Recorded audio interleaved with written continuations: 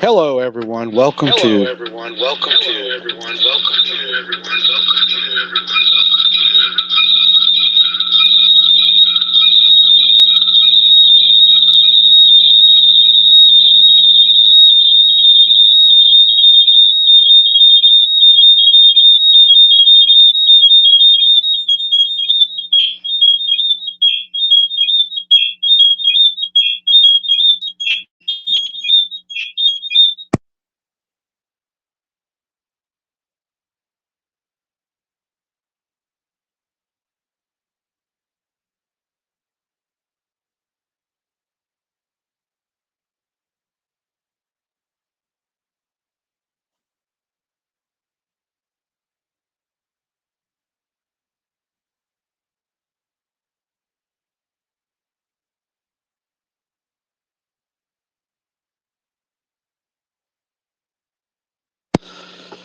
there. That should be better. Sorry about that, guys. I was doing a little hearing check for you guys. Oh my goodness, Lanita, Clough, and Tim.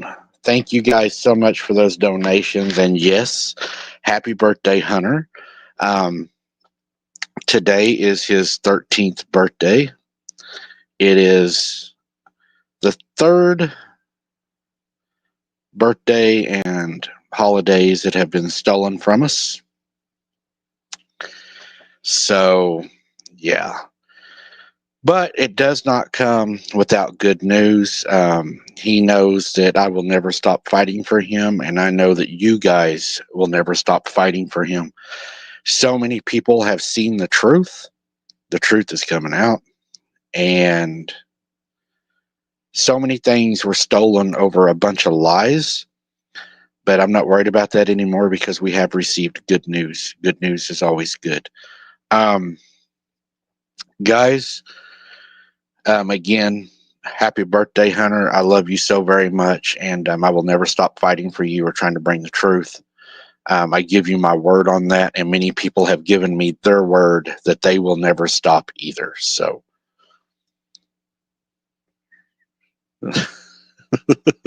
that's right, Cliff. You got a free hearing check tonight, too.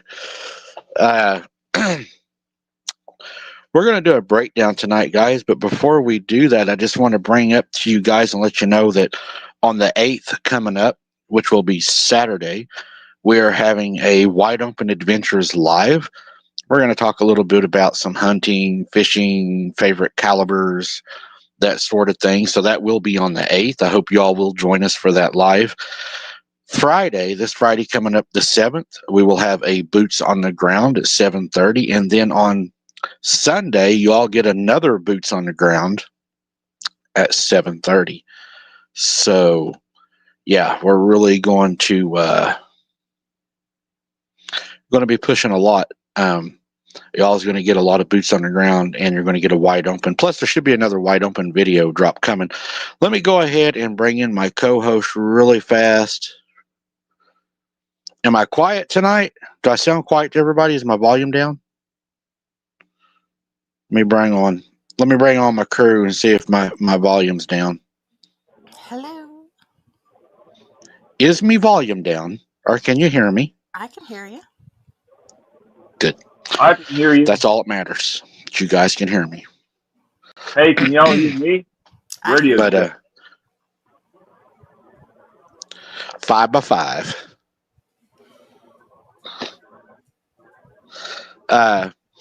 So what y'all think about that wide open premiere, guys? Did that not kick some butt or what? I mean, it is still growing. It's still running number one.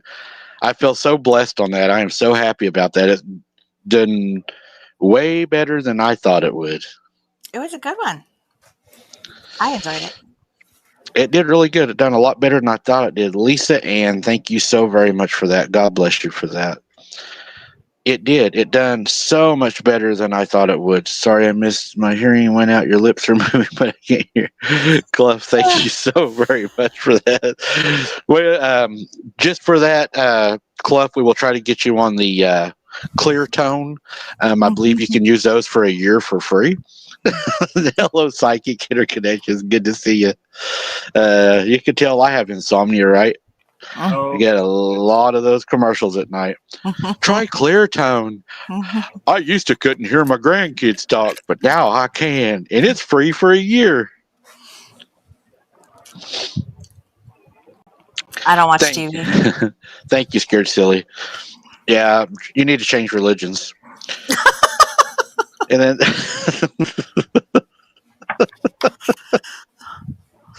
that's a bad religion. You got to watch TV, guys. TV is important. No. I don't watch TV. TV is really not that important. But yeah, Wide Open Adventures, guys, has gone far beyond my expectations. I went over the analytics just to let a lot of y'all know. Oh my God, guys. They beat Abnormal. That's good. What? Well, I mean, it depends on how you look at it. I mean, if you're an abnormal person, that's not good. But if you're a Wide Open Adventures person, that's great. But yeah, I mean, the analytics were great. YouTube picked it up. YouTube ran us 8 hours and suggested us for 8 hours. Nice. I mean, 8 hours ain't a long time, but hey, it's better than none, right? Mm-hmm. So they done it for 8 hours. Every analytic was green over 100% growth. So yeah, I'm very pleased with that. Guys, we gained during our premiere 14 subscribers that fast. That's awesome. And today, since the 14 subscribers, we have gained 28 on Wide Open Adventures. Nice. And drum roll, the main thing that I was really happy about, what I was worried about, the video ran 1 hour, 7 minutes. Our view time for that whole video was 61.7%. 61 minutes, guys. 61.2 minutes was our average view time. You guys watched almost every minute of that. It was a good show. So thank you all so very much. I couldn't do it without you guys. I don't take the credit for it because if it wasn't for you guys, I would just be doing a video putting it out there for nothing. So these channels are you guys also. So I want y'all to know that it's a part of you guys. Of course, this Friday we got a boots on the ground coming up. Sunday we're going to do a boots on the ground coming up. So y'all's going to get 2 boots on the ground almost back to back. Should be pretty interesting. We're going to take some time off the 10th. I'm going to take a few days off. I'm not going to go into why I'm going to be doing that, but I will be off for a while. I have to take care of some personal business. It is not bad news. It is great news. I just cannot be here for that time because I have to take care of some things. And I appreciate you guys supporting me. I don't know for sure yet, but I may have...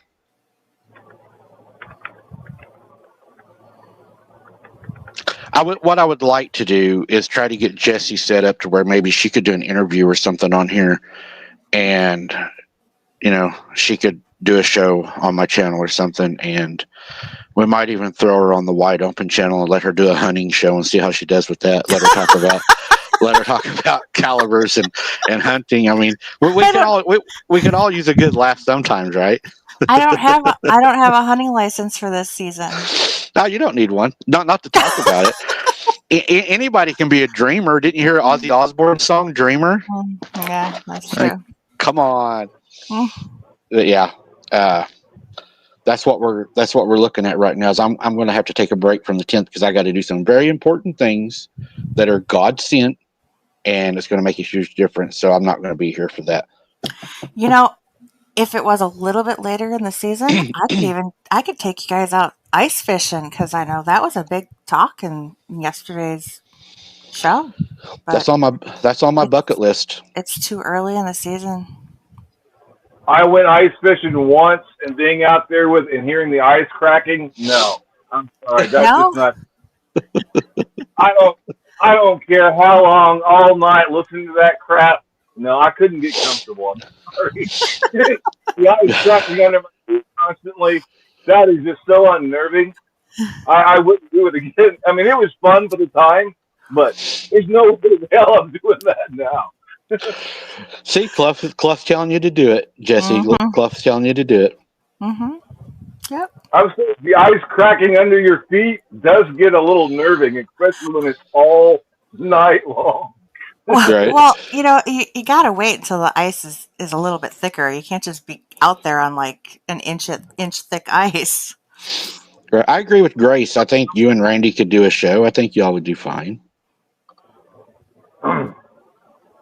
It was feet, but it was cracking, and it was just not fun. Yeah. I could watch the show. I would have to watch the show because I would have to start it for you guys and end it for you guys. But I would watch. You're gonna have to be out there on the ice with Jessica. You could even make a song, "Living on the Ice."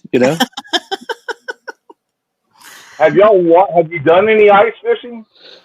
No, Well, I used to watch it all the time. Probably not the way you guys have. Ice fishing around here is when the lake freezes, and then the river, the current, will wash the ice out. The rest of the lake will be frozen, but the river will be, not frozen because it's moving, and we will fish off of that down into the river. Is that considered ice fishing? Well, You can still fall in and die. If you fall through the river in the ice, you're gone, man. Unless somebody runs up ahead of you and knocks a hole in the ice to catch you, you're gone, D. Is that what constitutes for ice fishing? Is if you can fall through and die, then it's considered ice fishing? You have to cut a hole through the ice. I think that's classified as ice fishing. Yeah. But I'm not, I'm no expert now. Well, y'all don't have to worry in case y'all fell in. I will bring my spoonbill snagging pole and I'll snag you and reel you back up. Okay. Now, where I snag you at could be bad. I mean, hopefully it's in the arm or something. But and you're going to be using those three-way shark hooks, right? Yeah, I'm going to use a big three-way treble, but I'm going to use some treble hooks that actually have the barb on them. That way I can get a good hook in you. I don't want to lose you.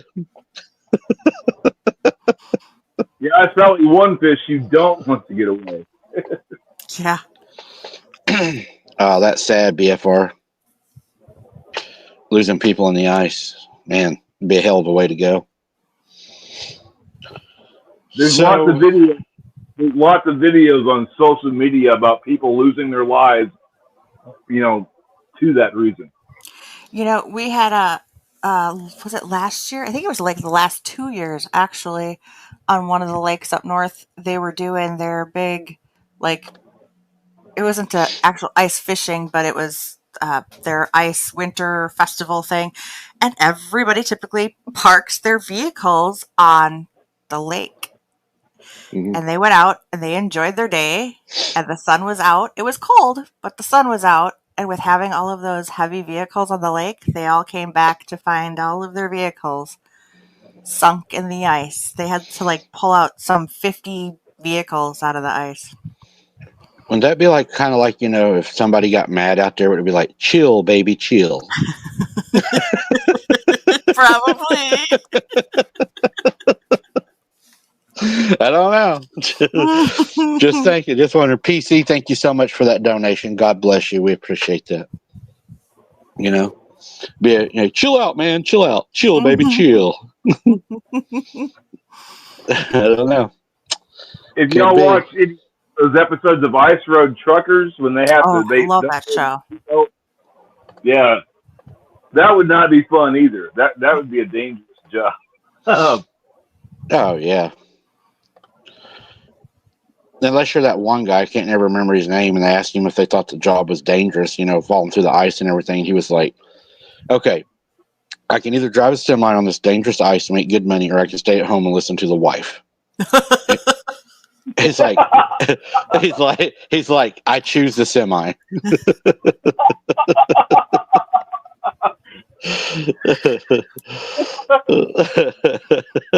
With an attitude like that, I'm sure she hopes he chooses a semi too. Yeah. Could you picture? I mean, he goes through the ice and they show up at her house and they're like, man, we got some bad news. Your husband went through the ice. And she's like, oh, that's okay though. We knew this could happen. We had $1 million life expectancy. But, Right. well, ma'am, he canceled that yesterday. Did y'all hear about that ghost hunter that his wife put out a hit on him? He was recording a live show. He gets a call from his brother or something saying the cops are at his house, and his wife had paid somebody to kill him. And What? some ghost hunter's wife put out a hit on him. He was recording a live show, I guess, when the police called him or somebody called him to tell him that the police was at his house. That's horrible. Well, whatever you do, Randy, don't eat a ghost. They taste like sheet. Don't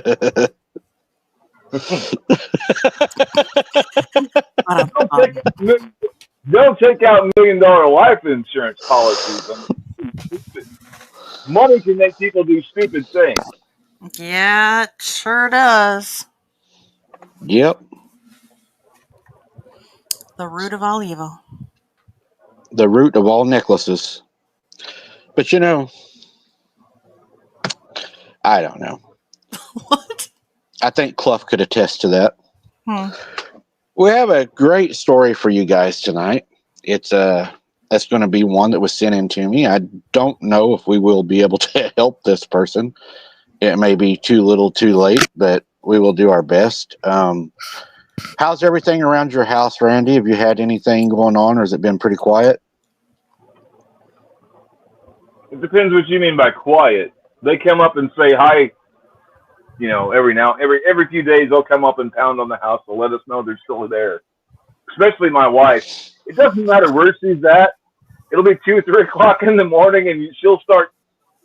The last time the whole house was rocking from this thing tapping on the wall. I went out and looked outside. You can see a massive trail. Something very large had walked through this area because it was grown up. And whatever walked through it was so wide that it left like a 3 to 4 foot trail. Whatever walked up to the house, it was that wide. And me and my wife were watching movies, and all of a sudden the entire house starts to shake, and we can hear tapping on the wall. Wow.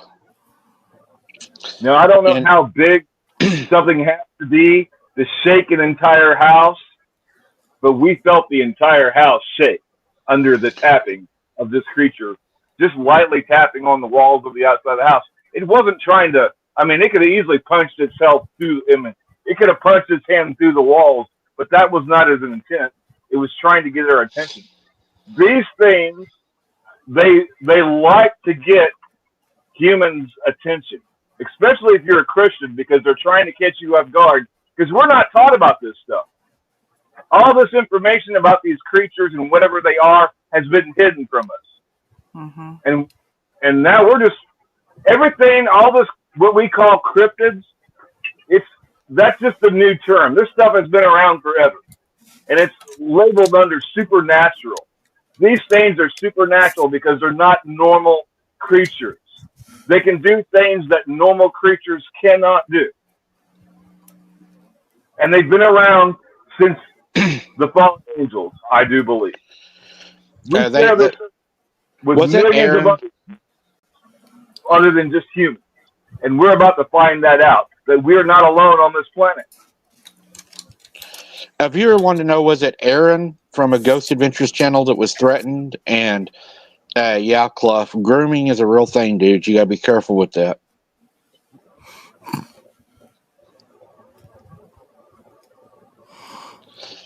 Do you know if that was Aaron from the ghost show you was talking about, Randy? I'm not for sure on the name of the guy. I just caught the headlines before the show started. What do we got here? Oh my God, if I can read that. Hey, Mike. Can you read that, Jess? That is way small. D from D's Dark Adventures wanted him to let you know that you are only person channel she considered doing a live interview podcast. Someone asked her if she would do a podcast, and she mentioned you. We are in the works of talking and trying to work out a date on that. Another thing that I'm working on also is going on D.A. Roberts' show. We're going to talk about the moon phase theory and all that. So, yeah, I would love to go on D's show. D is a boots on the ground. I support, the boots on the ground community. We get hit really hard, the boots on the ground people. I mean, we do get smacked. And I don't have anything against researchers either. I just have, things against researchers that lie out their ass. But, a true person that is a researcher, I don't have any problems with. I mean, I was told the other day by numerous people, I had no idea about this, that the Hernandez Ranch thing was a bunch of bullshit, that it's not even true. It was a made up story. The ditch supposedly that somebody had an encounter at, it wasn't a ditch. It was a slow incline. And, it's really frustrating when you find these hoaxers out there that are just grifting and driving around in a truck, and you got, two little bootlickers that are writing your fake stories for you and attesting to it to do shows. So those are the ones that I don't support. The ones I do support are the ones that bring true tangible evidence to the table, that have true intelligence, and ones that aren't, perverted and sick and talk about man on man all the time. That's not something that I want to deal with. But as far as going on D's show, absolutely, she's a great boots on the ground. She's lucky, guys. She hasn't been hurt. She has had some pretty wild encounters. She was, pulled down by her hair. I don't know, Randy, did you see that episode, bud? Did you happen to see that? No, I didn't see that one. Dude, I'm telling you, I watched it, and she was jerked down by her hair. I didn't hear the name. You said they got jerked. D's Dark Adventures. Okay. She got pulled down by her hair. That could have been bad. I got busted in the face for threatening to spank one. Right, but you were warned twice by your sister to stop, and you continued to harass these things, and you finally pissed them off, and they responded. Yeah, that hurt. You know, that got my attention. You know, you get busted in the face with something hard enough, it blacks your eye, busts your lip, cuts your arm. I mean, that's a pretty good, that's a pretty good hit. It, it it let me know that it was there. It evidently doesn't believe in corporal punishment, and it wanted me to know that. What? It doesn't like, they don't like to be mocked, do they, Mike? No, and the other night I got a question for everybody and in the chat, a serious question that's really bothering me. Okay, so I think, guys, that before we get into this encounter, I think that besides the fat trolls that are following me around, the little devil worshiping wannabes that worship their little bootlicking god, other than them, I have something appearing in my videos that's really starting to bother me. And I did not find these. And this is, guys, this is what authenticates it to me, okay? It's not the same person that found these in my videos. These are different people sending me emails of this figure in different videos in different areas that we're researching. So whenever that happens, what does your training tell you, or even as common sense tells you? Something's going on. Mm-hmm. Because y'all remember the night that I went to the well, right? This was a while back. And I thought that I seen a hooded person at the well. Do y'all remember that? Mm-hmm. Yep. I said, I thought they were wearing a hoodie. So later on, after we talked about it, we had decided that it may not have been somebody in a hoodie. That we didn't know. We were just trying to rationalize it, make ourselves feel better. You mean you were trying to make yourself feel better? Everybody else knew. Right. Well, now what's really bothering me is on our last few investigations, I've had people send me emails. I've posted the photos in the Patreon. They are there. And these are different people that sent them to me. We have a figure. Okay. Last boots on the ground. Remember I told you I thought I saw somebody standing there and they were gone? Mm-hmm. Somebody caught that and sent it to me. It is the same black hooded creature, person, whatever, with a super white face. And this is happening in several of my videos at different locations, because when I seen it the other night, it was standing on the other side of that large mud hole. It was able to move off into the woods. Remember, I followed it and we went into that big open circle out there that had that stick stuck right in the middle. Mm-hmm. And I decided not to go down those trails because I didn't have a GPS and I'm not familiar with the area. So I didn't want to get in there and get lost. I mean, could I found my way out of there? Absolutely. If something was after me, could I found my way out of there fast? No. And that's what you have to take into accountability is, yeah, you may be able to find your way out, but sometimes time is of the essence, right? So I didn't want to go in there and get lost and know that I was actually following something. Well, one of our viewers was able to get a Snapchat of that, a photo of that, timestamp, whatever you call it, screenshot, screen record, like Jessie does, and puts it up and gets her own, writings, debate, however you do it. And it was the same thing. This thing is about 7 foot tall, and it is in what appears to be a black robe that's like a ceremonial robe pulled up over the head with a super bright white face and neck. This thing is showing up everywhere. I have no idea what is going on with that. Oh, I don't think I've seen those then. Because I was thinking if it was just a face, it could still be a Bigfoot. But if you could see the neck, that's not Bigfoot. No, you can see the neck. It's like a white face, and whatever this creature is. Hey, OCST, good to see you, Harold. I hope you're doing good tonight, man. Go check out Harold, guys. Go check his channel out. Really good channel, really good friend of mine. We do a lot of collaboration. He's a good guy. I don't know about his going to be wife, but Harold's a good man. No, just joking. Christy's good too. But I'm not sure what this thing is. It almost looks like a 7 foot tall gray wearing I don't even know what they're called. Is that called a ceremonial robe. I don't know. That was my own words. It looked Cloak. like a cloak, some type of cloak with a hood on it. Yeah, cloak. Yeah, maybe a cloak. I don't know. I'd have to ask Anthony. I think he plays D&D. I don't know the proper name for it. But anyways, he was wearing something like that. And I was like, what is that? Well, lo and behold, one of our viewers caught it and sent me the photo. You probably haven't seen it just because I've only released it to Patreon. Hmm. That's okay though. You don't support us over there. But yeah, it's there's a few photos over there from a few of them. So I don't know what they are.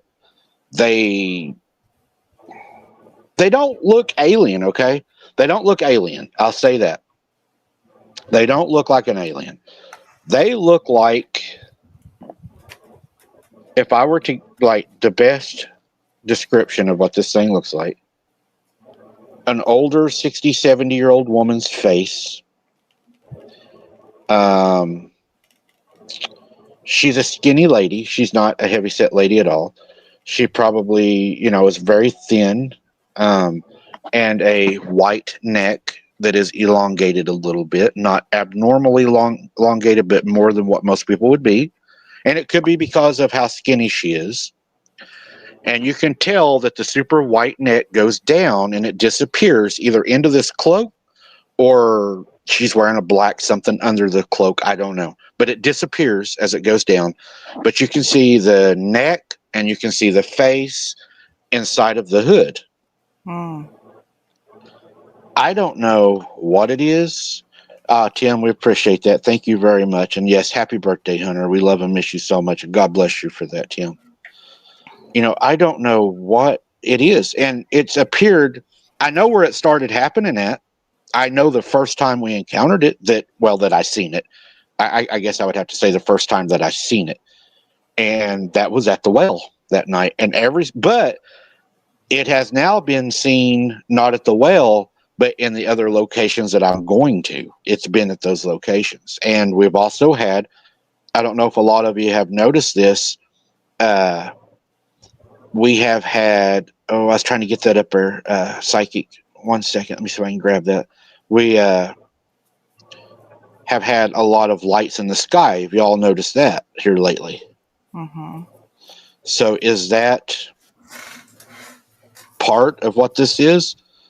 Because I've never had that before. And whenever you have two new things happen on your boots on the ground, that makes you wonder, is this part of it? Right? Hmm.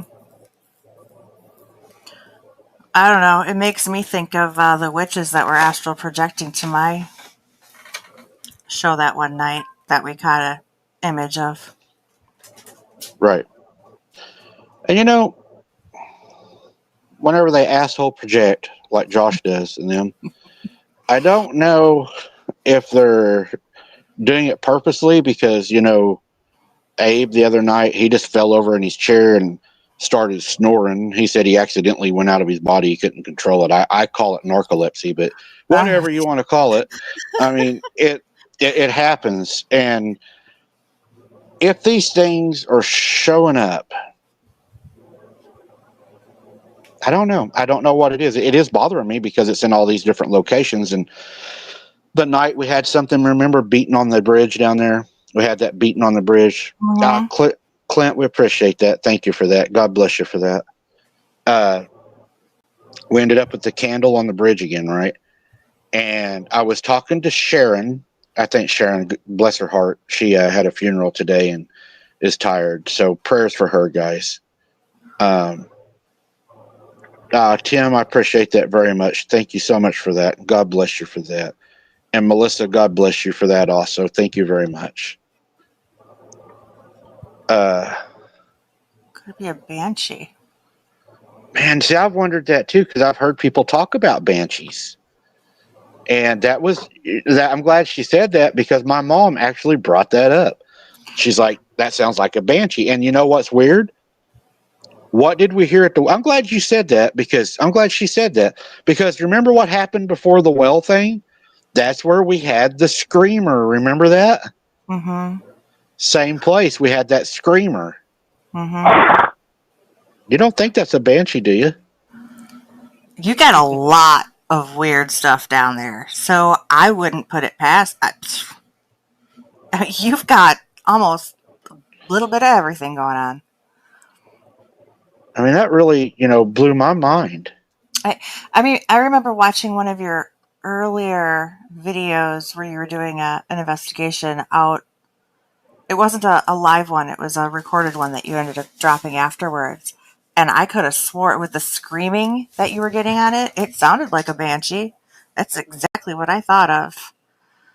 Now And I that's don't going know to where it was freak in the me out. location compared to where you were with the well, but That's going to freak me out. Lisa Ann, thank you very much for that. God bless you for that. Margie Burke, thank you so much for that also, and God bless you for that. You guys are doing too much tonight. Yeah, I mean, to deal with something like that, that bothers me. I think we all agree that the EVP bridge that we've now started calling it, that is a bad place. yeah. That is a bad place. Randy, don't laugh at me. But that night, I was planning on taking you all down there and showing you where that thing was hanging upside down in that tree. Did you all notice I didn't make it down there that night? I couldn't do it. I had the terrible feeling down there like I've always got. They don't want you in that area for whatever reason.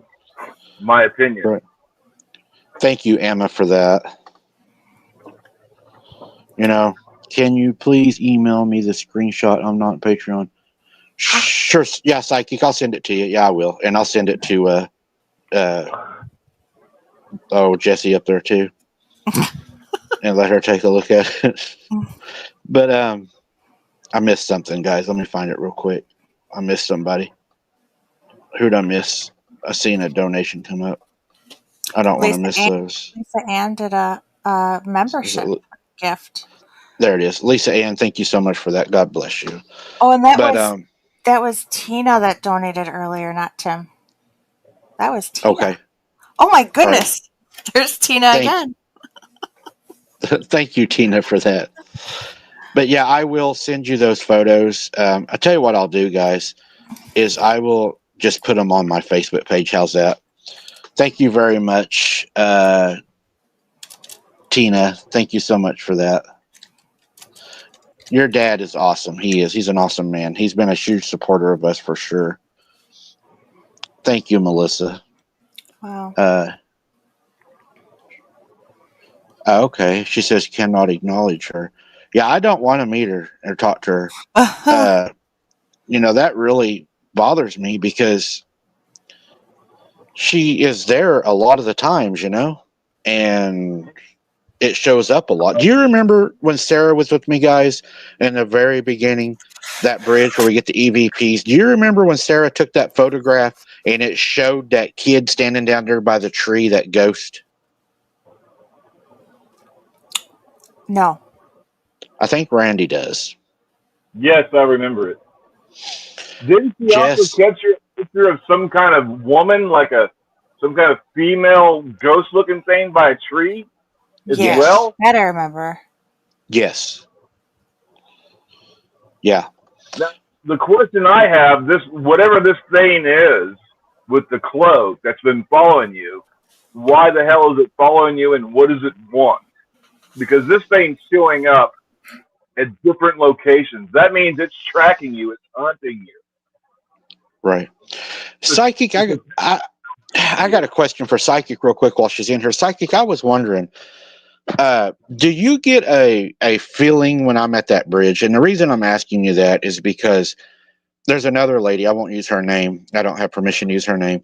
She gets a feeling when I'm at that bridge also. And she says that is an evil place, that it has some really dark things happen there. And I was just wondering, do you ever get that feeling when I'm at that bridge? Just to kind of see if you two are maybe picking up on something that I'm not picking up on. Because, I mean, those places, they're scary. I mean, it is scary down there. But I couldn't make it down there. I could not make it to the to the tree limb to where that thing hung upside down. I try. She said, yes, she does. That is interesting. Psychic interconnections. We may have to have you come on the show and talk about that bridge some night. Would you be interested in doing that? And maybe I could see if the other person would like to come on, and you two could kind of consult with one another, and we could have a conversation over those bridges. That'd be a cool thing, wouldn't it, Randy? Yeah. Did I catch you off? Did I catch you off guard? I was reading chat. But I think I'm reading chat, posting information for you and other people. I'm listening to you. I'm multitasking. So yeah, you off guard. Not a big deal. All right, guys, are y'all ready to jump into the encounter we have tonight? Y'all ready for this one? Are y'all ready for this? Da, da, da, da, da. Yeah, let's go. That's right. So I had a person. If I don't see you in chat, guys, I apologize. I've got two screens pulled up where I can read the encounter and then see you guys. Belinda said, "Randy, pay attention." Belinda's she's giving you trouble, Randy. Don't ban her yet. Thanks, Belinda. You'll have to go camping with us some. Yeah. If we go camping with Belinda, I'm going to her neck of the woods. Oh man, my buddy went to New Zealand that I watch on TV. His name is Field Days. Love watching him. He went up there and done some hunting, and that was beautiful. Lisa Ann, thank you again so much for that. You do too much too. God bless you guys for that. All right, guys. So the one we're going to be jumping into tonight is it was sent to me. It's actually an individual asking for help, which I called it not a real smart thing to do. So the individual that wrote this to me, she said her name is Stacy, is what she said that she would like to be called. So we will call you anything you want to be called on here that YouTube will allow me to. She says, I try to keep to myself up here. Don't really bother anybody. I do love to watch your show, and it makes some nights hard for me to sleep, especially whenever you do your boots on the ground or talk about your granny stories. Those are so real to me because I can relate. She says, I done something I don't think that I should have done. And I know that you will probably say it wasn't a smart idea, which I did say that. But she says, I try to keep, she lives up in the Appalachian Mountains by herself too, guys. So imagine that.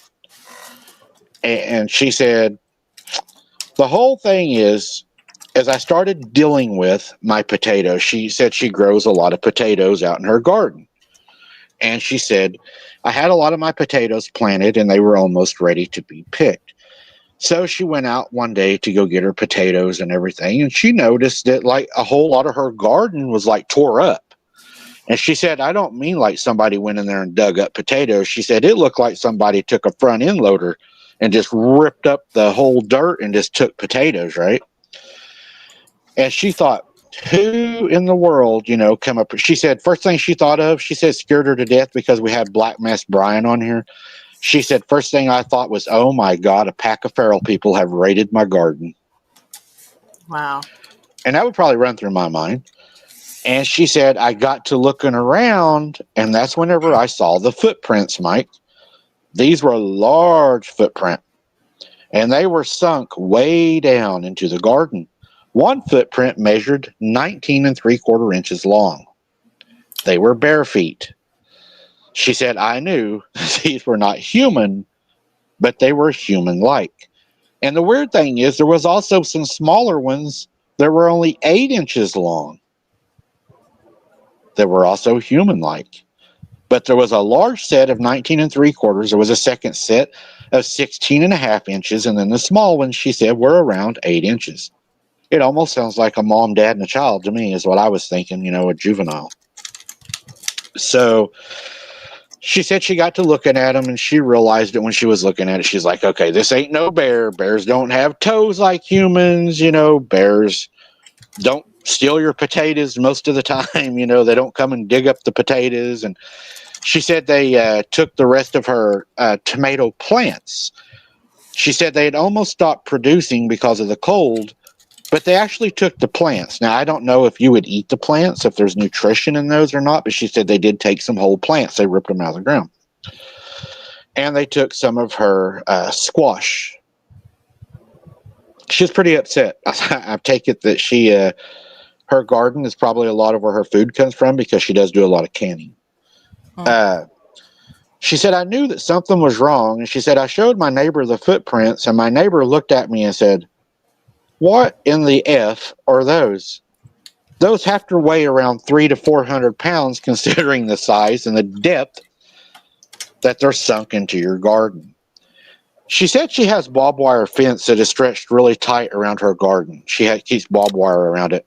The bottom part of her garden, she said, is a piece of tin that runs around her garden. She uses tin at the bottom to keep the rabbits out. Whatever got into her garden that night, she said, grabbed those really strong, tight barbed wire fence and wrapped them around each other and then pushed them down and wrapped them under the bottom one so they could just step over. Oh, wow. So that really blew her mind. She said, this is where I did something stupid, she said. She said, I was so mad, and you have to understand I was angry, so please don't think that I'm stupid, she said.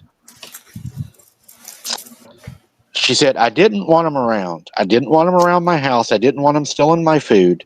This is food that I depend on to get through the hard winters in the Appalachians. I also use the food for bartering. So I guess they barter a lot up there in the hills, maybe, some of their food and stuff. She said, it's pretty much same as cash. She said, bartering up here is a big way we do things. She said, I only meant to scare it off and to make it stop stealing my vegetables. So I mixed up a strong batch of rat poison with wild ginger and a potent local fungus. I mixed it all up into some leftover pork I had in the freezer, and I even cooked it up for them on the smoker so they could smell it cooking all day long. Oh, my gosh. Now, she says, I used enough to make something violently ill. Not to kill it, I swear. I left it out on a block of wood in the garden with an unopened orange juice and a couple of roses I picked from my flowers to make it look like a gift. I think you all probably see where this is headed.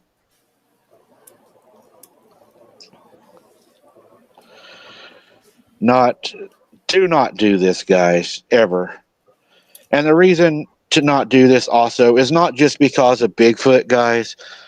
If this were feral people or somebody that was hungry that smelt that and seen it out there and came up and ate it, it would be premeditated murder. Because, I mean,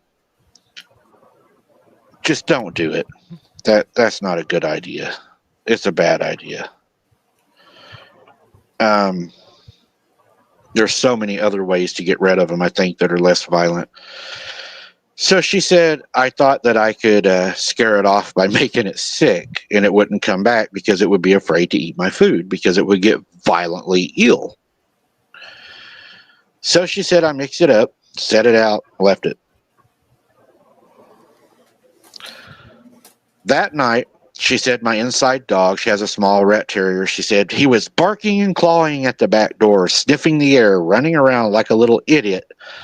Because if I was to let him outside, I knew that they would make quick waste of him. So he was having a fit, barking. She said, I knew they were out there. And she said, I start hearing something at the back door smacking. Like it's eating at the back door, sitting on the back steps. So she says, I take the dog, put it in our bedroom, put it in the cage, lock him up, so he doesn't get out. And she said, I sneak back to the back door, which is in her laundry room. And she said, I'm sitting there and I'm trying to listen, to see what's going on. And she said, I can hear like something eating sloppy, kind of like Josh. And she's like, you can hear it just. And she said, that's all you can hear. And then you can hear it make a sound like, like it's trying to get something's attention, kind of like Anthony. Well, she said whenever it did that, she heard one of the other ones do the whistle. She heard the whistle come from the garden. So she listens and she listens. The dog has a fit, all that. And then she said, you know how you can hear a porch when you step on it when it's old? It'll go like, eh. Uh-huh. She said she hears her porch do that, and the back door popped like a loud pop. And she said she knew that whatever came off of that porch was heavy. It was enough because the back porch is built onto the back of the house.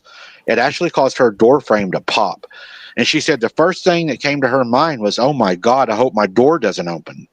Because if the Yeah. door frame, was under pressure, that door could open. Right. Freaked her out. So she said, I walked over there and I started listening, and I actually heard them walk off. And she said, I really thought it was over for the night, that they wasn't going to come back.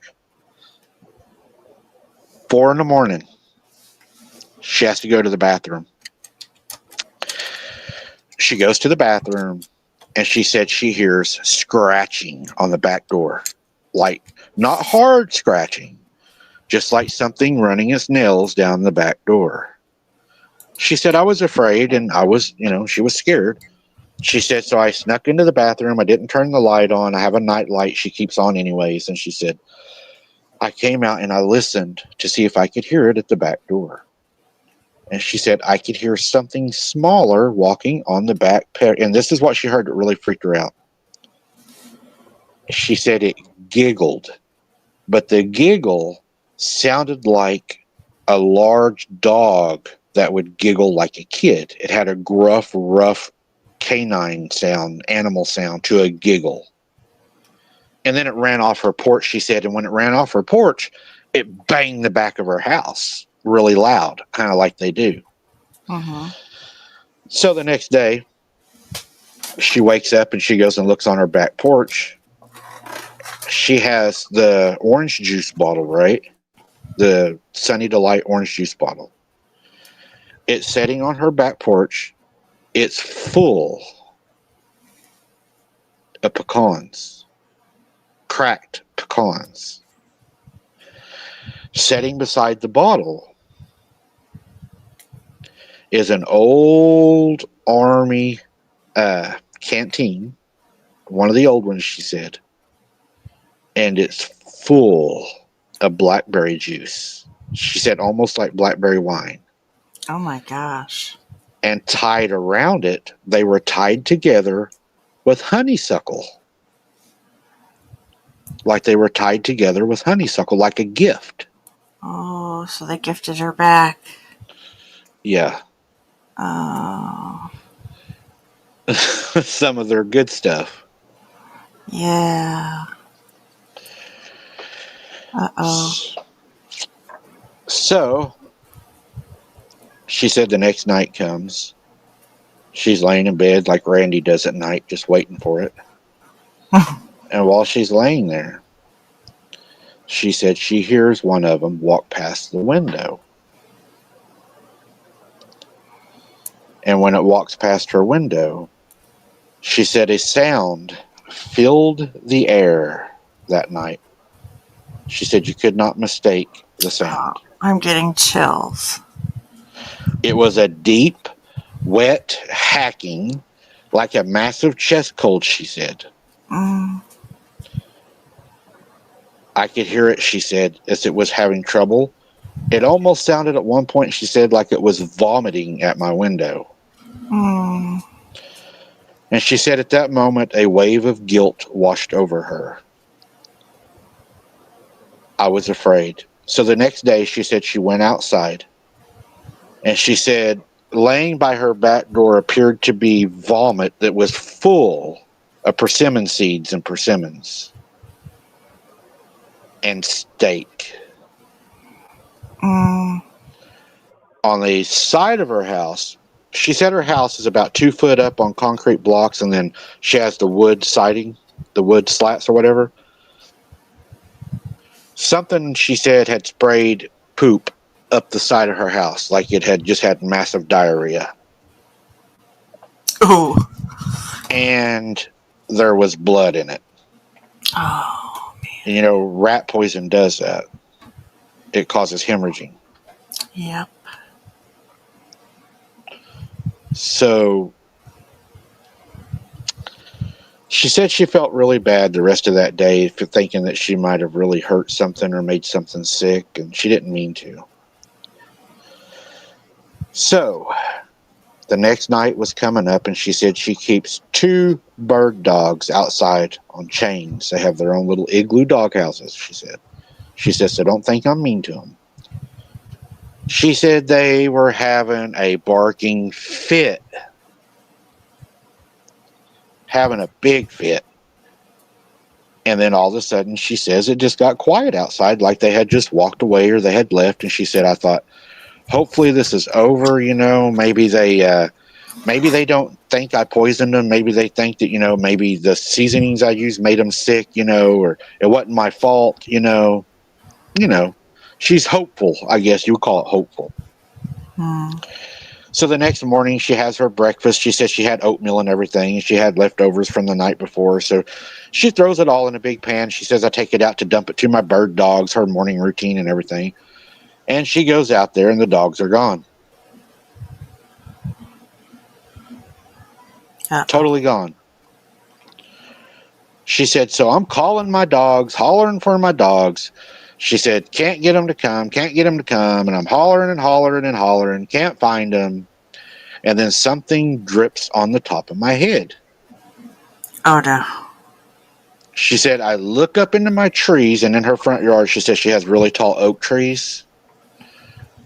Whatever it was, she said, had grabbed the chain that her dogs were on, and it's like it had swung them over his head and had threw him up in the tree because their chain was wrapped from limb to limb to limb, and the dog was hung over it, both of them. Oh, my gosh.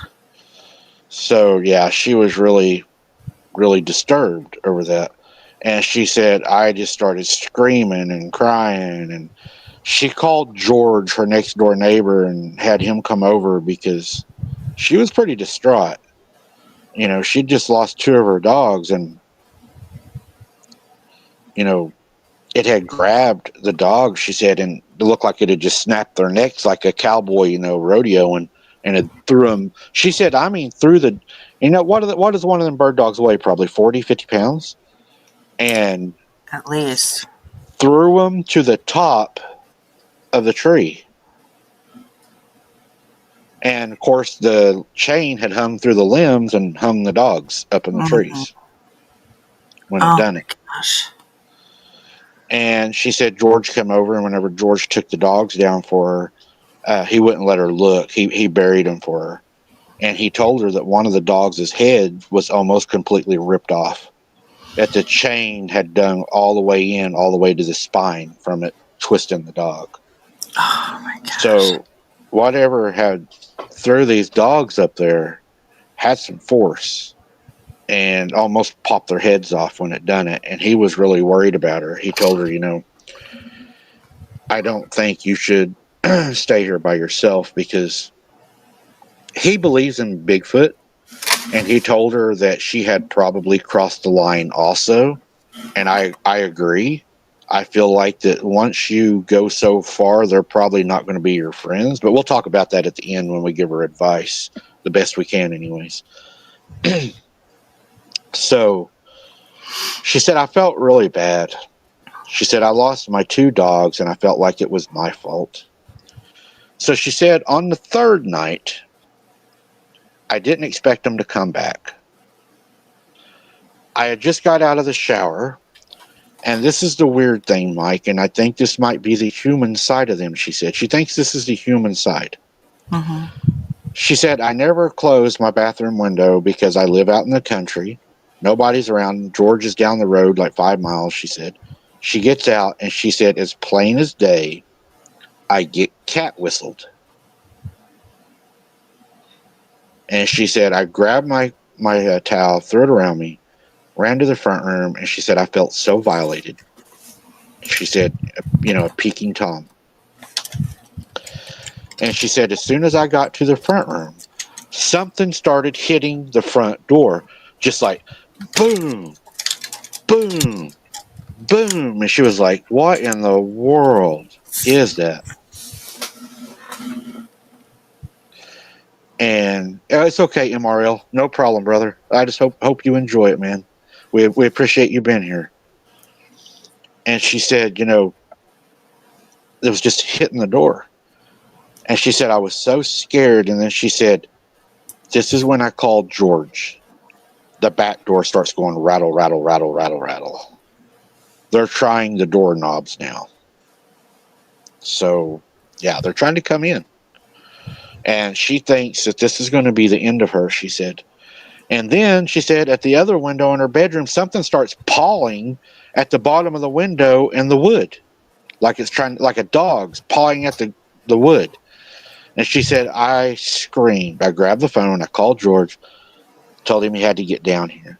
And she said, the whole time I'm on the phone, George can hear them pounding on my window frame in my bedroom, just beating on the window frame. Oh, Scared Silly, good night. Thank you for showing up.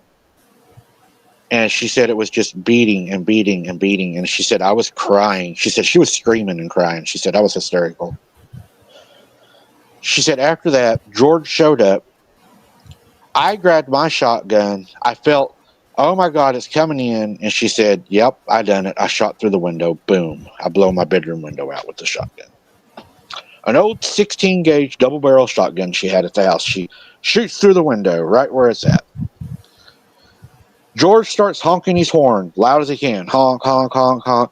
And she's like, I don't know what to do. He's got my whole house lit up with these spotlights. George is honking. She said, my ears are ringing because I just shot a shotgun in the house. These things are beating on the house. She said, I'm scared to death. George comes to the door, and actually she lets him in, and George says, what are you doing? Why did you shoot at it? Stop pissing these things off. But George, she said, had his 30-30 rifle with him.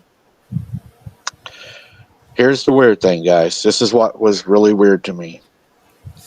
George tells her to get in his truck and let's go to his house. George don't even want to deal with these guys, right? George does not want to mess with them. He's like, get in my truck and let's leave. And she's like, you have your gun. And he's like, I didn't bring my gun to hunt them. I brought it to defend myself. He didn't bring his gun to go out there and kill him. He brought it in case he had to use it. Mm-hmm. So they go out there. They get in his truck. He takes her to his house. He makes her coffee. They're sitting at the table. And he tells her, you've crossed the line. You poisoned them. You made one of them very, very sick. But I know you didn't kill them because I saw all three of them when I pulled in. It was a mom, a dad, and a child. And the child was trying to get in your bedroom window. So George tells her, tonight you're going to stay all night with my wife, and I'm going to go stay in your house, and we're going to try to get this took care of. Oh my gosh. So George goes out and buys, he called it a poop ton of wild tobacco from one of their neighbors in the Appalachians. He said a bunch. And he laid it out in the garden, and he gifted them apples and oranges. That night, they showed up, and they took it. Now, it's been 3 weeks, she says, since this incident. She is now back home. They're not bothering her. They're still coming around the house. Her neighbor's still coming around checking on her. But now on the back of her house, they're leaving her skinned squirrels, rabbits, pecans. They're leaving her black walnuts. They're gifting the hell out of her. And she has now began at night when she makes dinner. She's making enough for her and them, gifting them back. Oh my gosh. And she says, I don't know what to do. And that's where she's asking for our advice, guys. That's where she's at right now. She is going to keep us up to date with what's going on. But I'll throw it to you guys and see what you guys think. Mm. Well, as we know from previous stories, if she ever gets sick and doesn't feed them, what's going to happen if there isn't a meal out there every night? Right. That's the problem with feeding them. If she gets sick or whatever the case, since she started doing this, she has to make sure that food is there every day. Else things are going to, my opinion, probably go back to being bad experiences or encounters. Yeah, I don't think she could stop at this point. I don't even know how to, like, do you back off and maybe start to do less and less? I don't know. And Belinda asked a good question too. She said, "Would you eat their gifts and drink the stuff they bring you?"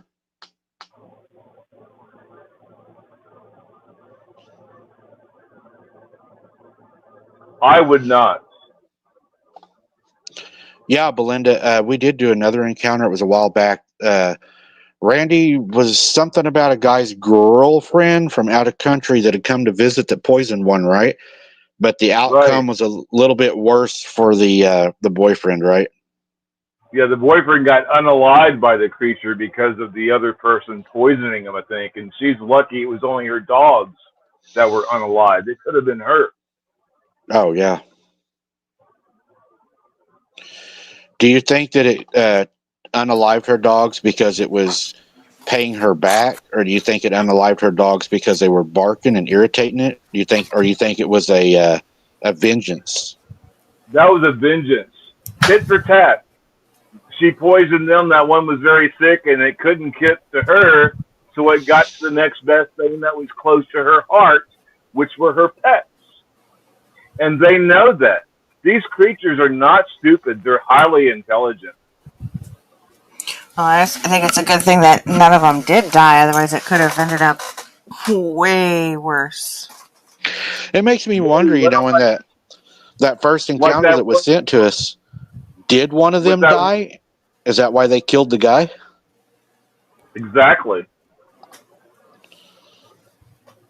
Very well, we don't know, but there's a good odds that that guy's shooting randomly in the woods. If he didn't kill it, it made them mad enough to where they unalived the guy. Like in that one encounter or that one story you told about the Mm-hmm. hunter. Yeah, because didn't after he died, didn't that girl that he was with that had come from the other country he was supposed to marry, didn't she like go to his grave or something, and they had like placed his hat on the headstone or something? Yeah, that tells you right there that was payback for whatever for what he had done, and she's lucky that it was just her dogs. Now that she started feeding these things, we know from previous stories of other people, there was a lady who got sick and wasn't able to feed them, and then all hell broke loose because of it. And that's what she's facing if she doesn't keep up the meals as often as she's doing it. These things could turn on her from based Right. on things that we've seen from other people. Yep. And I think that lady in that story, she ended up blaming herself for the demise of her fiance. Because if I remember right, man, it's been so long. And I read so many stories. They all run together after a while. But the best I can remember, I don't think his unaliving was like a little bit. I think it was a pretty gruesome scene, if I remember right. Is that right, Randy? Yeah, they killed him pretty good. Right. Yeah, I think wasn't he like missing some limbs? No, it was If I his head, recall. wasn't it? Wasn't his head something with his head? I think so. I think I his think head they was did. either. Oh, no, I think they didn't find his head. Oh, and then they brought the hat back and put it on the headstone, showing that Yeah. they had his head. Yep. That's what And And happened. do these things, when they take a life, do some of them keep souvenirs like the head as a trophy? I used to didn't think so, Randy, but I think they do.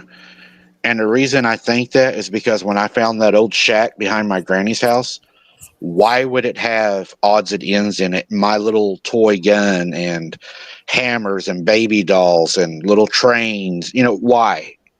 To me, that is a souvenir, right? Most definitely.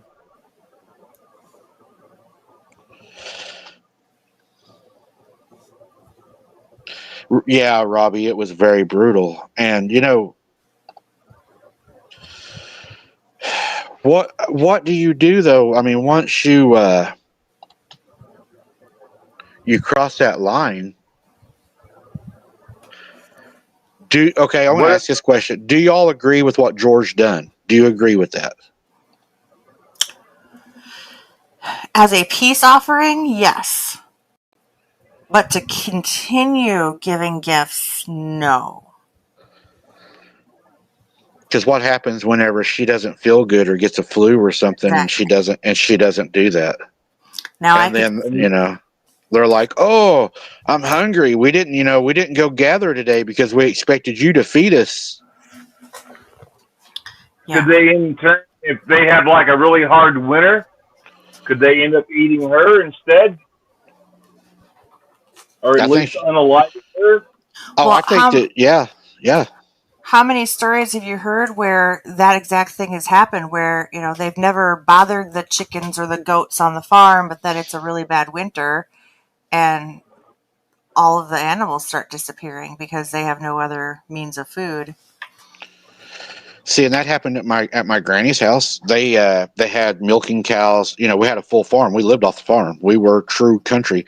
Everything mostly we had was off the farm. We bought our flour and salt and sugar and stuff like that from town. But other than that, we were self reliant, and we had hogs, cows, chickens. We butchered everything, goats, you name it, and they never took any of that stuff. They never bothered it. Never took it. They were out there every night. I mean, they had ample, opportunity to be able to do that, but they never did. But, until I shot that one, and then they ended up beating a chicken to death on the back door. Hmm. And did You know, they kill one of your dogs? Didn't they kill what? one of your dogs after that event, or was that before the event No, when that they killed your? they killed my dog, but I also kind of sick my dog on it. And then Oh, also, yeah, now I never heard that. I don't remember you telling us that part of the story that you intentionally picked your yeah, dog. yeah, yeah. I let the dog off to run off what it was because he was such a huge dog and he was vicious. But also, I was young. I was like, what, 16? I didn't know any better. I was dumb. Thought I knew everything. Um, That's a but brave dog to attack one of these creatures and end up costing in the. That's a loyal animal there, bro. well, when I shot that one and thought I killed it or whatever, they did unalive a pig and stick its head on the fence post facing the house. It wasn't long after that, my grandpa, I told y'all, he wasn't a real big believer in all this, but he also wasn't home a lot. He was a professional logger and he was in New Mexico a lot. And it was mostly just my granny and the kids. Well, which was my mom and them. Um, he went out one night because he was late feeding and he didn't believe in this stuff. And when he went to feed the sows that had the baby pigs, something wasn't right. There was something nursing with the baby pigs. It wasn't a baby pig. He described it as a human baby looking thing with pig hair all over it and kind of like a pig human face. It got up and it ran into the pasture, like ran on two legs to the pasture. And Grandpa said, I don't know what that was. And he always made sure that he fed before dark after that. So it wasn't always Bigfoot at Granny's house. It was the thing with the long nose. It was the thing with no chin. It was the pig looking thing. I mean, there was a lot of different things. There was the guy that floated through the pasture. There was the burning whatever that was the dog brought up. The dog would bring it, drop it, carry it, drop it, carry it, drop it, and he dropped it and it caught on fire and burnt to nothing. I mean, there was a lot of weird stuff went on down there. That'll all be in the book. Um, I need to work on that more. But this guy, Mike, if you look at like the Skinwalker Ranch,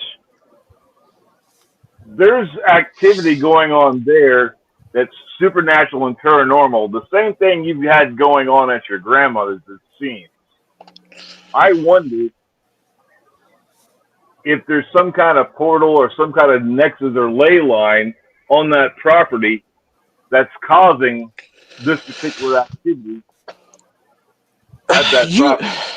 you would almost you would almost think so, but a lot of people's asked me that question too, and the reason I don't think that's part of it is because we knew the family that lived there prior.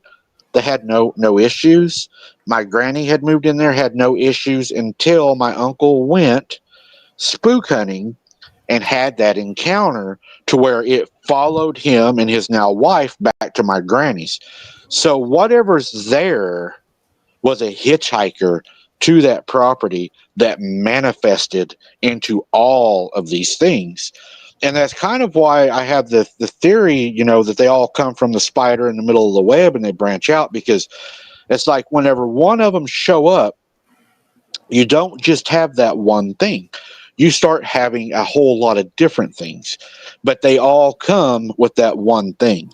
And if they're all coming from that one thing, then from a biblical perspective, how I look at it, and I'm not saying I'm right, guys, it's just my opinion. Everybody, and I may be totally wrong, 100% wrong, but from what I have found in my investigations is it all makes sense biblically, because if they are from the fallen and if they are from the Nephilim and they are the Eliod, then there would be a bloodline lineage. I mean, these things are family. They would be together. It makes sense that they would be together because, I mean, you don't see deer running in herds of cows, right?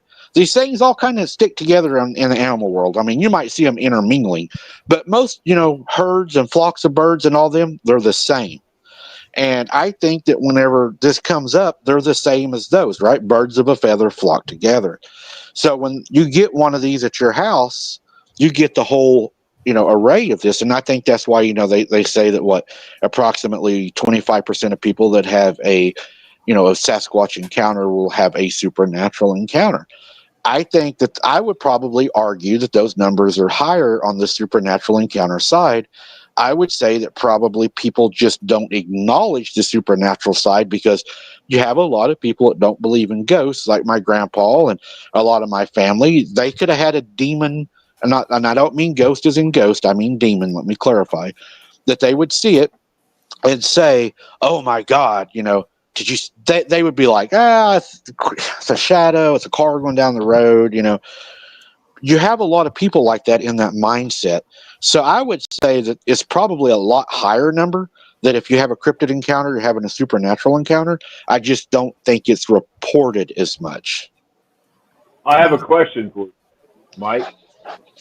Do you have any of this activity following you home and giving any of your family? Do you have any stuff going on at your house? I'm just asking. Where I'm at now, Yes. nope. But there again, back to my biblical standing and why I believe the way I believe from the biblical, because it makes sense. Because okay, on my property, right, I have took holy oil, placed it at the four corners of the property, and I've prayed a hedge over my property. They can't come here. They are blocked from coming here. When I go to sleep at night with my prayers, it is automatically Psalms 91, prayer protection. I always pray that. I pray over my property. I pray over my home. I pray over my family, my dogs. I pray over my car, guys. I put a hedge on my car. I'm like, God, not only protect me here, but protect my vehicle, protect myself and my mom wherever we may go. Be with us and put that hedge around us.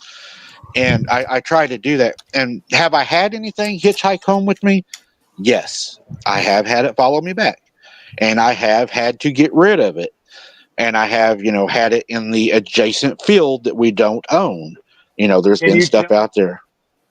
can you tell people how you're able to get rid of these things when they start showing up? Because remember, you're praying and doing everything that you know how to protect yourself.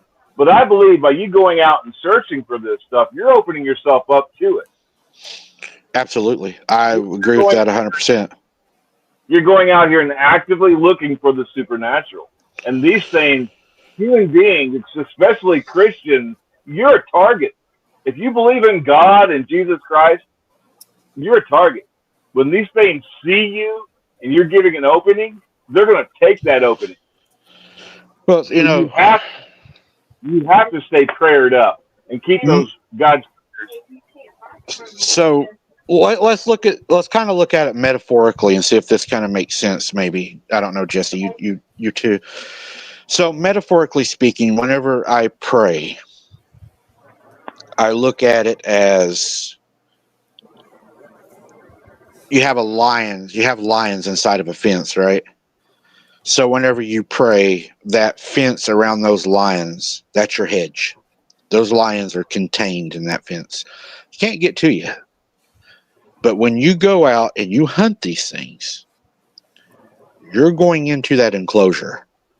You're giving them permission because you're walking in.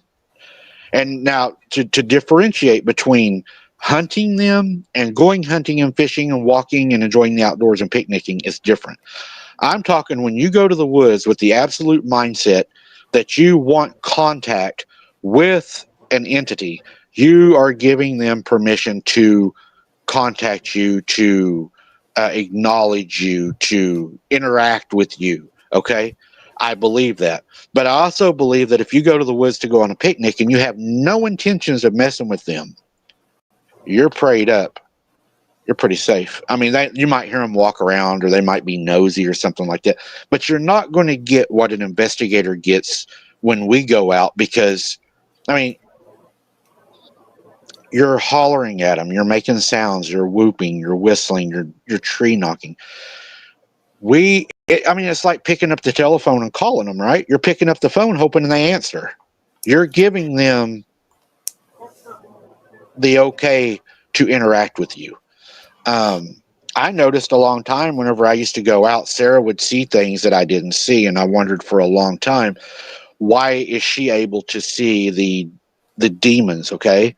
And I could only see the flesh and blood. That bothered me. I was like, why can I not see that? Why can she see that? So I started looking at things, and I was like, okay, so whenever we go out, Sarah, what, because I'm trying to, I'm an investigator by heart, and I'm like, what does she do different than me? What's given her that, been able to see that? And what I asked her was, I was like, Sarah, whenever we go out there, what is your routine? What do you do? I don't care if it's dumb. I don't care if you eat a cookie and then you're like, hey, let's go, Mike. Let's go, right? I need to know because I need to know what are we doing different. And I found out what we done different. When we would go out, my prayer was different than her prayer. My prayer, because I had studied this longer than her and she was ignorant of the subject and wasn't aware of all the things that can happen. My prayer was, I do not allow you to manifest to me, and I do not allow you to mind speak to me. I rebuke that in the name of the Lord Jesus Christ, and I plead that blood on you, and I do not give you that authority. I never seen them. Never seen them. Sarah didn't pray that. Sarah prayed, while I'm down here, God, please don't let them eat me. And she was never ate, she was never ate, but she saw things that I didn't see, and it's because I wasn't allowing them to do that. And the next question I guess people would ask me, would I change my prayers in order to be able to get more evidence to allow them to present themselves? I've made some mistakes in the last few videos. I'm not afraid to admit that I do make mistakes. I'm human. One of the mistakes I have made is where we've been seeing the black hooded thing. I have not been praying, I don't give you permission to manifest in front of me. I do pray they cannot mind speak me. I always remember that. That's something I don't ever want to experience because I believe it can lead to tumors, astral projecting, telekinesis, all of that has been proven to cause brain tumors. I don't allow that. I have forgot to not give them permission to manifest. And that could be why when we went to the well, we saw what we seen. We also know that in the demon world that there is an order, just like in the military, you have ranking demons. Some are stronger than others. I believe that some have to automatically obey you. I believe some can challenge you. And I'm not saying that they're just going to come into your house and challenge you and attack you. But what I am saying is, if you go out and look for them, you may find something that you don't want to find. Mm-hmm. And they may challenge you. I mean, you go out and you find a strong one, he may challenge you. And if you don't know how to deal with that spiritually, that can be a really bad encounter. You could become, possessed, or an attachment, or, oppression. And, you could talk about corn all the time. That's a big sign. And you just never know what you're going to be running into when you go out there. But yeah, I have forgot to do that. And I believe that it just is another example of faith that shows they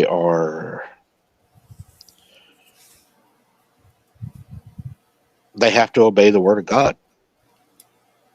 They don't have a choice. But you can be challenged. I'm not saying you can't be challenged if you go looking for it. If you go looking for it, I mean, like the old saying, if you go looking for it, you're going to find it, right? Mm-hmm. Good night, Ellen. Thank you for being here. It makes me wonder about that shadow that I saw out in the street the other night, remember? It was just standing there staring, and when I went outside, it was gone. Didn't come into the property. It was off my property line. And I haven't had any issues in the house in months. Makes me wonder. You're welcome, psychic. I'm really pretty smart now. No, I actually had to research that, psychic. But yeah, that is what I learned, psychic, by looking that up. I became interested in the astral projection, the remote viewing, right? Um, from a biblical standing, people will say that it's wrong, but also from a physical standing, medical standing, people that do that have a very high percentage of brain tumors. And I think we can all probably draw our own conclusions from there. Mm-hmm. But Isn't there a story with somebody that does that has a current tumor without naming any names? I mean, that's a real life situation. That is the claim. Again, you have what I would call, at the bare minimum, you have, what you have a pattern. You have tangible evidence, I guess. I mean, you have to take it from the source if it's true or not. But it would appear to be that there would be a link, which makes sense, because if you're doing that, you're dealing directly with the spirit world. You're not dealing with an angel that's taking you from one place to the other. It's a demon. And where do the demons come from? They are fallen angels. Where do the fallen angels come from? They come from the heavens. What's in the heavens? Higher, you know what I'm saying? Is it making sense? Mm-hmm. Yep.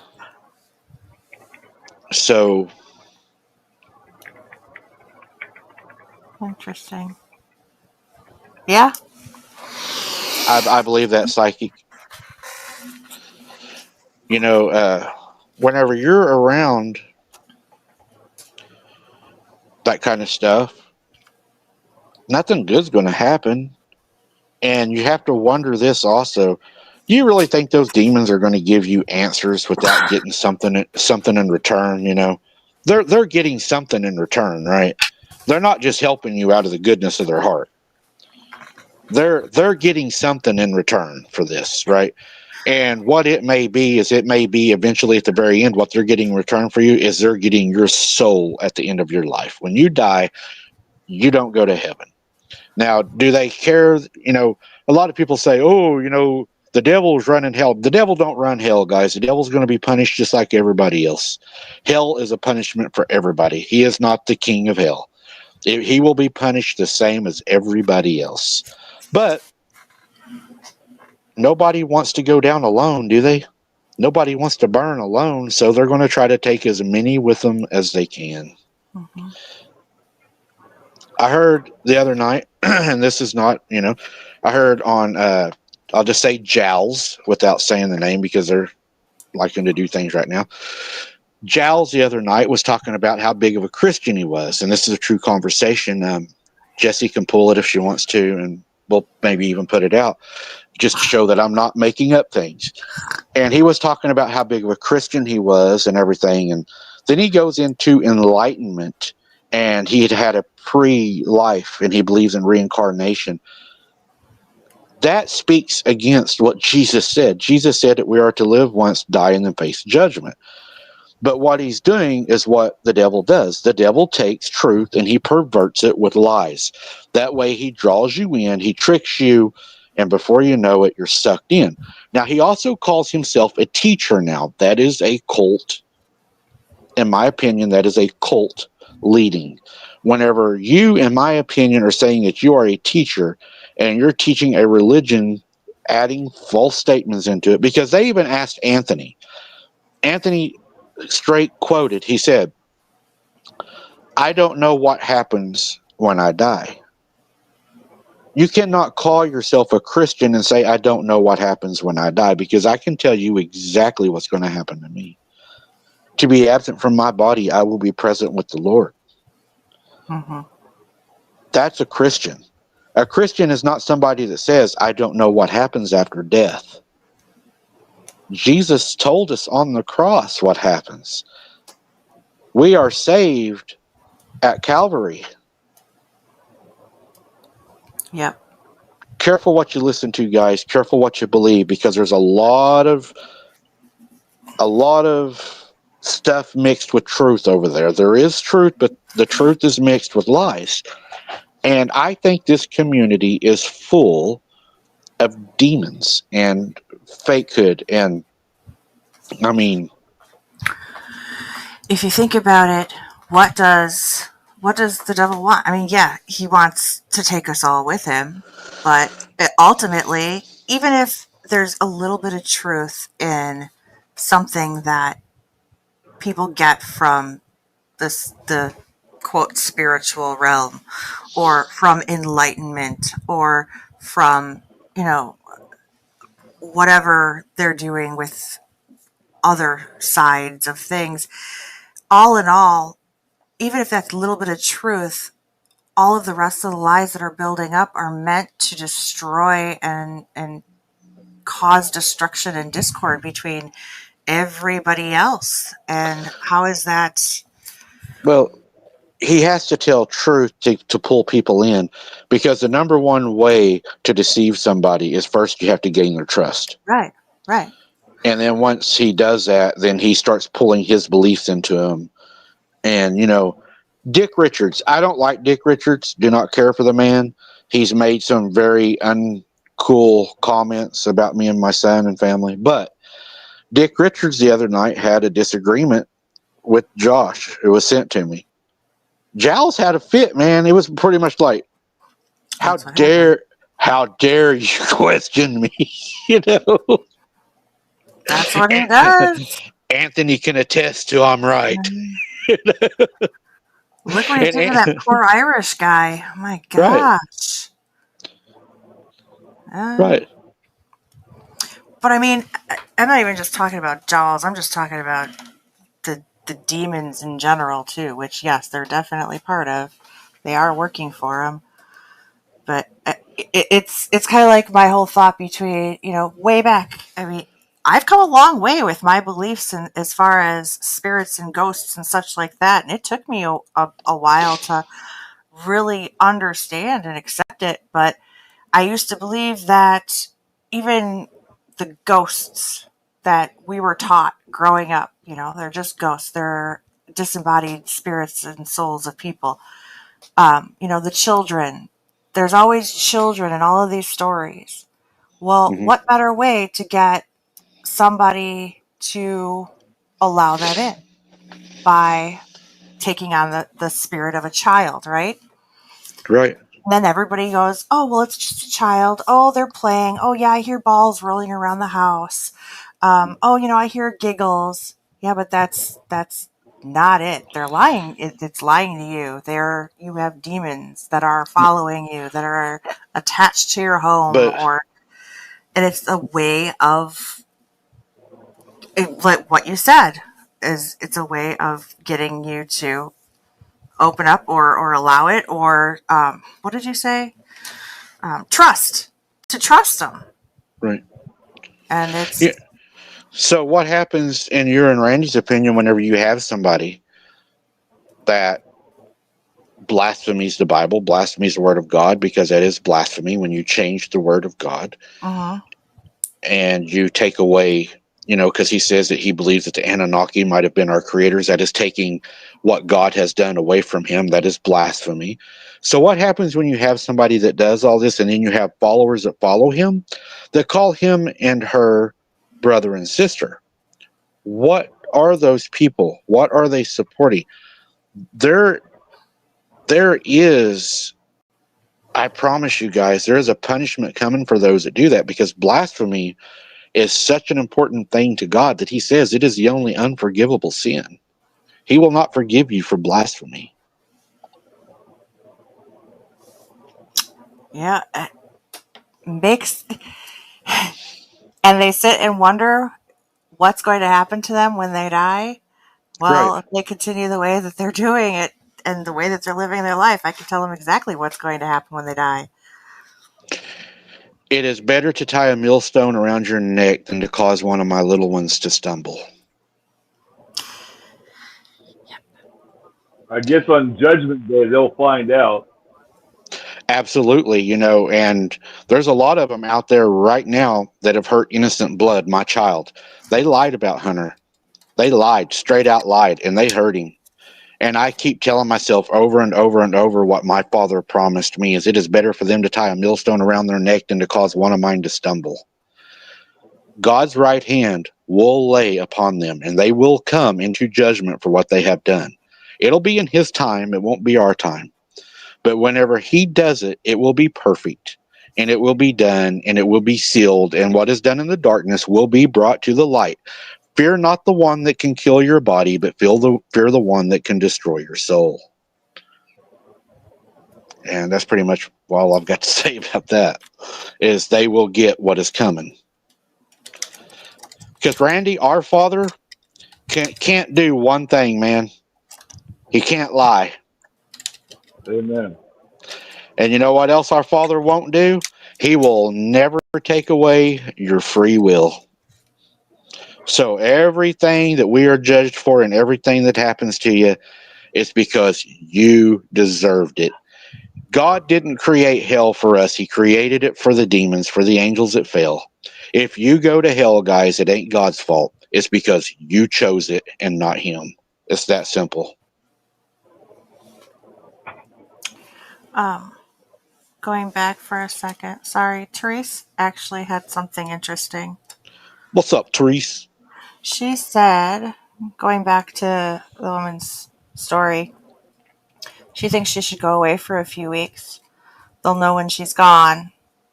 Maybe How take a come? vacation. Take a vacation for a little while. The woman from the story, take a vacation so that way nobody's Oh, there. Yeah, going back to the story. yeah, that. What do you think, Randy? If she leaves the house for a while, do you think that will cause that to happen? Or do you think when she comes back, they might pick up? 'Cause she said they might I be don't mad know. at first, but maybe they'll This get the hint. she's already poisoned them once, and I don't know. Well, but like what psychic The best, you interconnections? know, if she can actually move to a different location, far away from that location, that would probably be her best bet, in my opinion. Not everybody has the option to move. I mean, especially nowadays.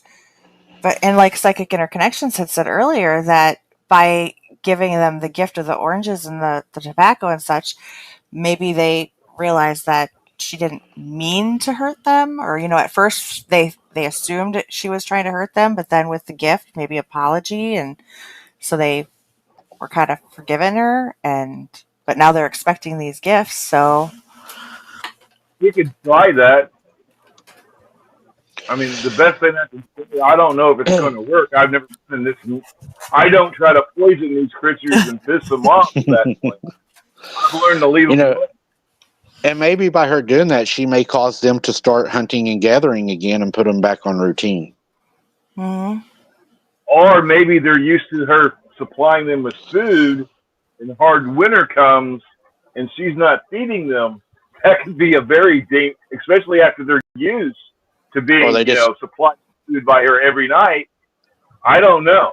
I really don't know. I think this is going to be break in the I don't house. think it's an outcome here. I really don't. Or they just break in the house and eat everything inside while you're gone. They're not stupid. They can tell if she's there or not. Right.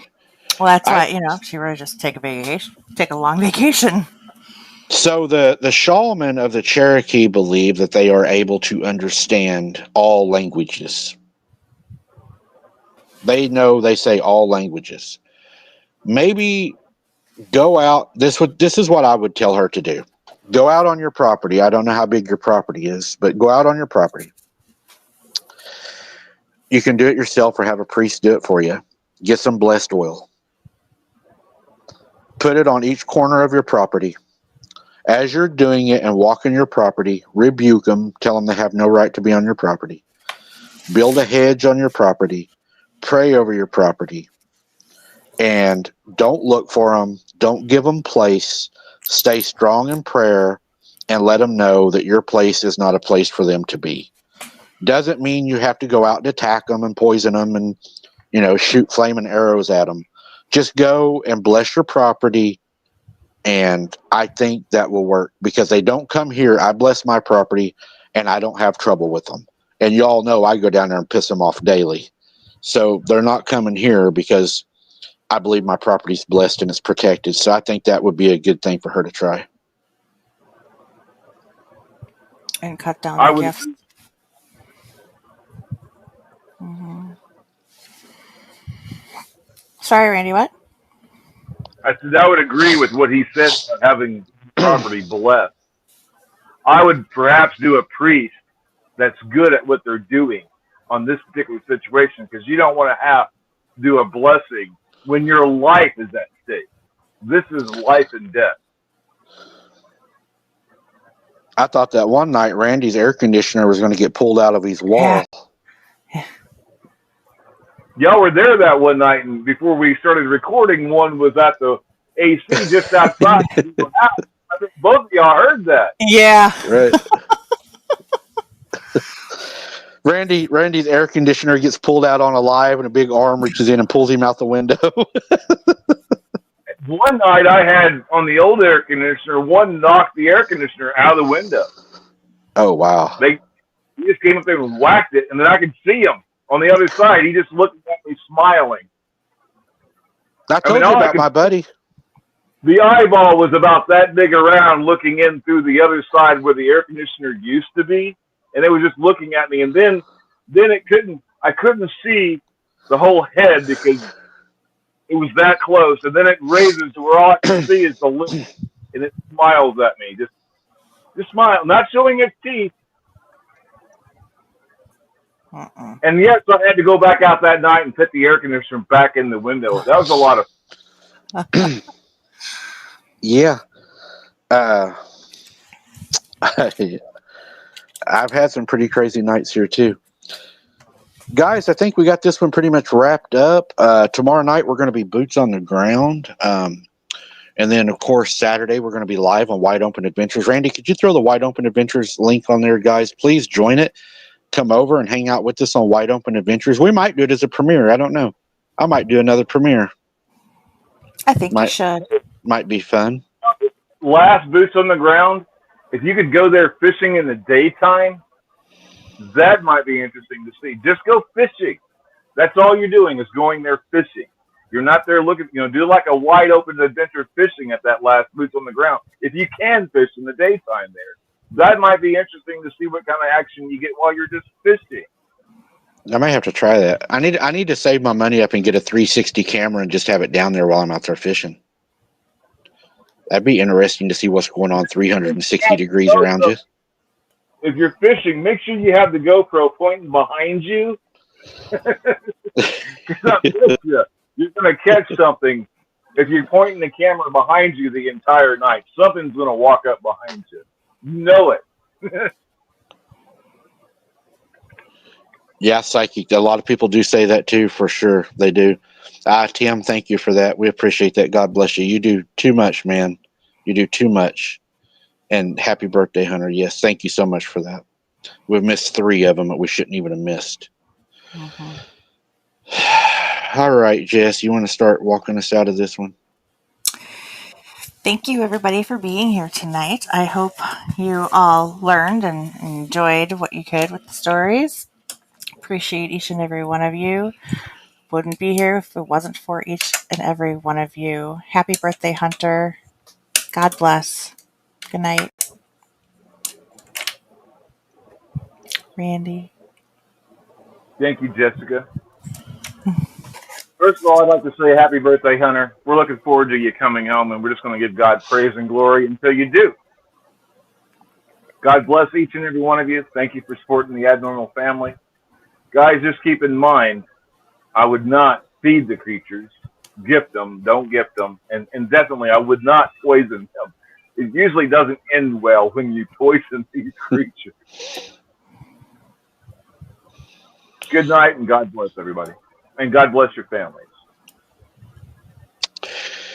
Guys, I want to thank each and every one of you for your support. Everyone that donated tonight, thank you for that. God bless you for that. This is Hunter's birthday. Hunter, happy birthday. I'm so sorry, man. It's been 3 years of lies that separated us. But we do have a bond that can never be broken, buddy. We built a bond that was built by God. And what God builds cannot be destroyed by the enemy. We still have that no matter how hard they try, buddy. They cannot break the love we have for each other. And we will be back together someday.